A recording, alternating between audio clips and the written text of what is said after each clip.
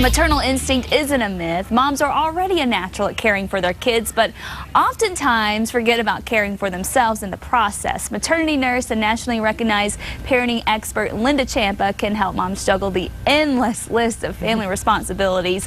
Good morning, Linda. Fortunately for new moms, there is such thing as Baby 101 to help them out. Yeah. Can you tell us about that?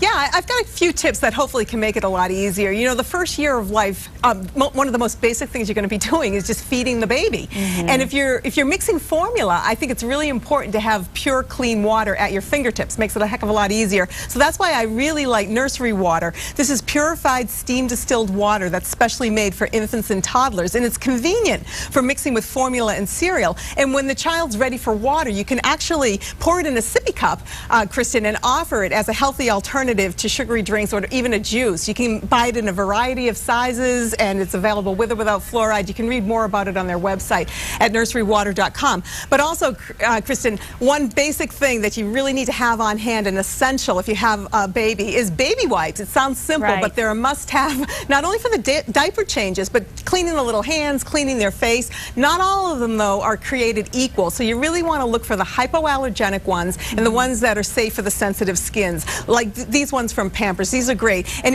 with this new packaging, you get fashion and function. They're fun, they're colorful, they're easy to take with you. And like I said, they're important to have on hand. They just make your job a heck of a lot easier. Right. Well, there's all kinds of things new moms want to know. What else do you recommend? Well, you know, Kristen, I don't know if you've ever tried to take a temperature on a sick child, but it can be difficult. So I wanted to show you something that makes it a heck of a lot easier. This is the temporal scanner from Exergen. You simply turn it on, swipe it across the forehead, and in 2 seconds you get a fast and accurate read. You can use it on everybody in the family. It's a great non-invasive tool that they're using in lots of hospitals, including the one that I work at, and doctors' offices across the country. But another thing I wanted to tell you about, Kristen, have you ever traveled with a child to a different city and been stuck looking for a clean public bathroom? Yes, I have. Not my own child, but with a friend and her child. Yeah, it can be really a challenge. It is. So, but now, Kristen, there is an app for that. The people at Charmin have launched a free mobile app. It's called Sit or Squat. Takes all the guesswork out of this.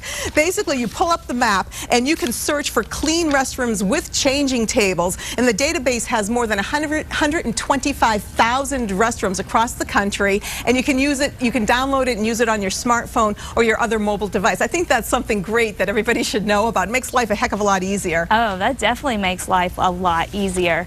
And now, of course, for people who are breastfeeding, that's what we say, or we hear all the time, that's the best. Right. What do you recommend of course, for mommies of course.